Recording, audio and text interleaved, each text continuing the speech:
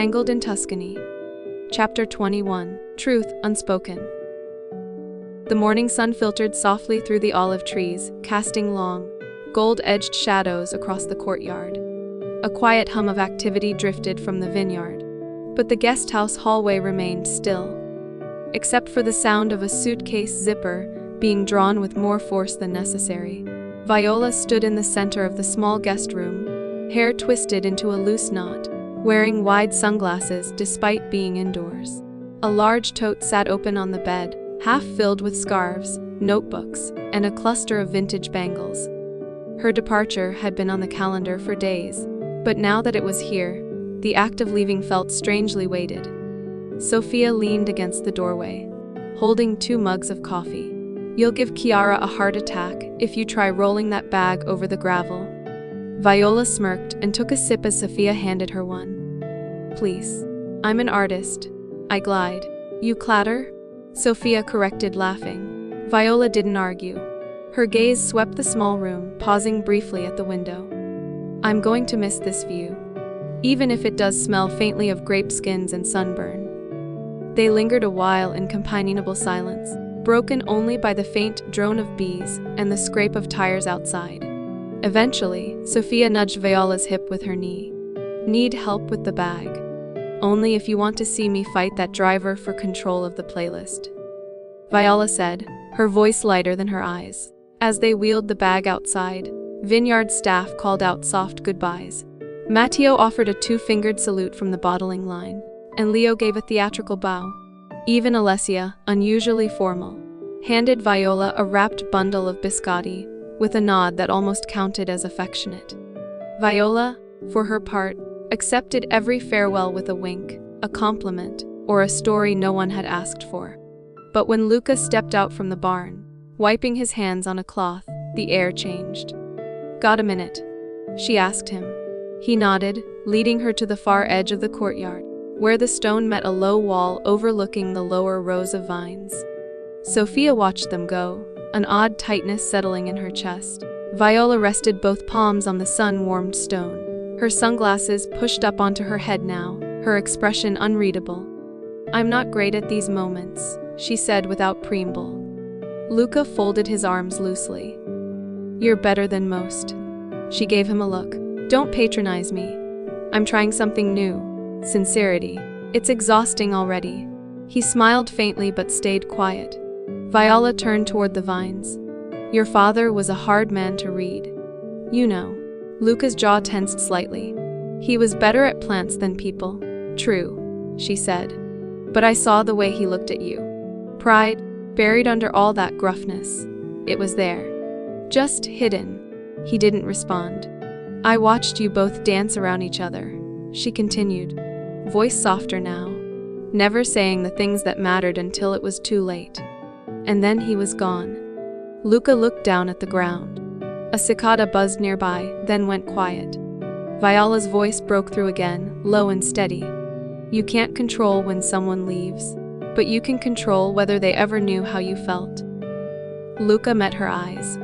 "I know what you're doing," she said. "You're waiting for some perfect moment to decide what Sophia means to you. But life doesn't care about timing. It just ends things." He swallowed hard. Viola stepped closer and laid a hand on his arm, brief but grounding. "You don't have to say it like poetry. Just say it while it still matters." He nodded once, barely. Behind them, Sophia stood in the shadow of the fig tree, half concealed by the vines trailing over the low fence. She hadn't meant to listen. Not really. But the moment had frozen her. She saw the tension in Luca's shoulders, the rare softness in Viola's voice, and something inside her shifted, uncertain whether to hope or brace. When Viola returned to the car, she found Sophia already waiting beside it. The scarf had slipped from Viola's hair, revealing the few silver strands she normally kept dyed into submission. Sophia said nothing about them. Instead, she helped lift the bag into the trunk. Viola exhaled, surveying the vineyard one last time. "You did the unthinkable, you know. Got me to stay in one place for more than what I thought without clawing at the walls." Sophia laughed. "You stayed because of the food. And the view. And the wine. And maybe, she paused then smirked again, 1 or 2 decent people. Their hug was brief but real. Viola whispered, "Don't disappear, okay?" Sophia smiled. Viola stepped back, her expression suddenly serious. "You've got one of your story to finish." Sophia's chest tightened as she watched the car disappear down the long gravel drive. The afternoon passed in fits and starts. The sky dimmed slightly as clouds gathered on the horizon, casting a gray sheen over the vineyard. Workers moved with focused energy, prepping crates and testing tanks. The distant sound of machinery buzzed, but the usual easy rhythm felt off. Luca stayed busy, or maybe he kept himself busy. Sophia saw him once near the bottling line, giving instructions to the workers. He didn't look at her. Not even once. When she passed him again by the olive press, she offered a small smile. It went unanswered. By early evening, the weight of the day had settled fully across her shoulders. She wandered up toward the small hill near the almond trees. It had become her favorite place to breathe. The view was less dramatic, but the quiet was complete. She sat on the low stone bench, fingers fidgeting with the strap of her camera. She didn't want to read into things, but she could feel it. The shift. Luca wasn't cold, but something had closed. The last few days had been full of closeness, glances, heat. Now he moved like a mind pulling away, not out of cruelty, but confusion. And it made her ache. She closed her eyes, the scent of rosemary and dry earth curling around her. In the distance, thunder rolled once, faint but unmistakable. Viola's words echoed like a whisper from another room. "Just say it while it still matters." Sophia stood slowly, brushing grit from her skirt. Somewhere down below, in the old stone kitchen, Luca stood at the window, watching the sky, watching her silhouette, barely visible above the rows. But he didn't move, and the storm kept coming. The next morning broke soft and gray, the kind of sky that felt like it was holding its breath. The vineyard shimmered faintly with dew, and the usual bustle seemed quieter, as if even the birds had paused for a moment of reflection after Viola's departure. Sophia stood in the guesthouse kitchen, stirring honey into her tea.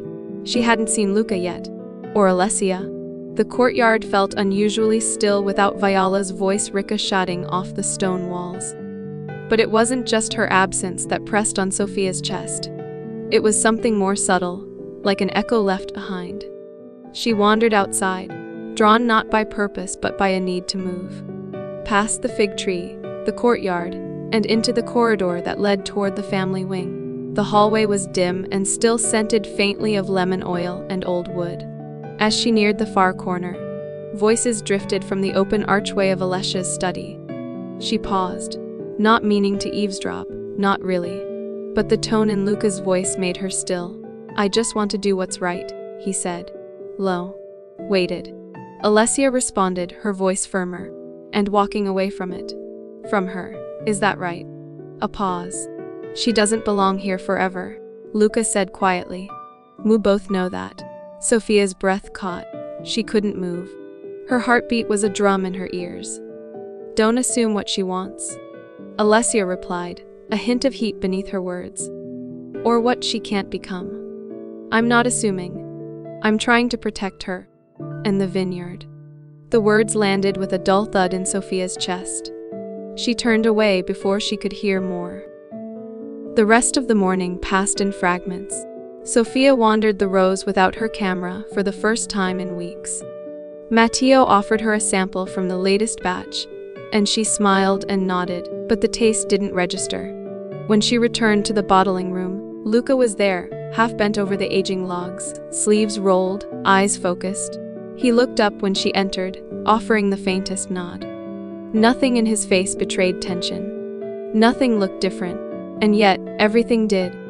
He came toward her with a clipboard. "Can you take a few new shots of updated labels later today? The lighting in the cellar's best around 4. She nodded. "Sure." A beat. Not quite silence, but the kind that used to hum with something unspoken between them. Now it felt flat. "Thanks," he said, then turned back to his task. That was it. By the time afternoon shadows crept in, Sophia had resumed some version of routine. She went to the cellar at 4, as instructed, set up her tripod, adjusted the camera, took the photos. All the motions, none of the gravity. At one point she heard his footsteps above her, crossing toward the bottling station. She didn't look up, didn't ask him to come down. When she returned the gear to the side workroom, Chiara was inside, labeling bottles. "You look tired," Chiara said, glancing over. Sophia gave a weak smile. "Didn't sleep well."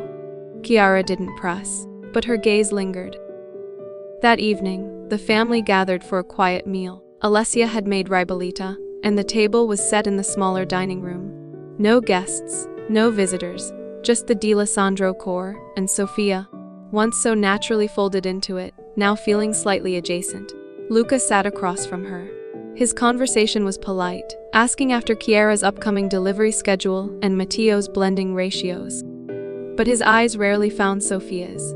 And when they did, they didn't stay. After dinner, Sophia helped Alessia clear the table, stacking bowls and carrying them into the kitchen. "You don't have to help," Alessia said gently. "I want to," Sophia replied. They worked in quiet rhythm for a few minutes. Then Alessia paused by the sink. "He's scared," she said without preamble. Sophia looked up. Alessia's eyes were on the window. "Not of you. Of what this means." Sophia swallowed. "He said I don't belong here forever." Alessia turned then, face unreadable. "Did he?" Sophia gave a small nod. "I overheard." Alessia sighed. "He's trying to do what he thinks is best. He's always done that, even when it costs him." Sophia nodded slowly, but said nothing. Later that night, she stepped out into the courtyard alone. The air was warm and thick with the scent of rosemary and baked earth. Fireflies had begun to flicker along the edge of the vines. She walked to the fig tree, brushing her fingers its rough bark. Then, footsteps. She turned. Luca stood there, hands in his pockets, gaze unreadable. "I was looking for you," he said. She didn't respond right away, just tilted her head slightly. "Why?" A beat passed. "I don't know. Habit, maybe." Something fragile twisted in her chest. "I didn't mean to make things weird," he said quietly. With the distance. "It's not weird," she said, voice low. "Just different." Luca stepped closer. "Not too close, Sophia." She shook her head, gently. "It's okay. You don't have to explain." He opened his mouth, then closed it again. They stood in silence beneath the stars, a breath apart, the memory of touch lingering between them like perfume. Finally, she stepped back. "Good night, Luca." She turned and walked away, leaving him standing there alone beneath the fig tree. He didn't follow, and she didn't look back.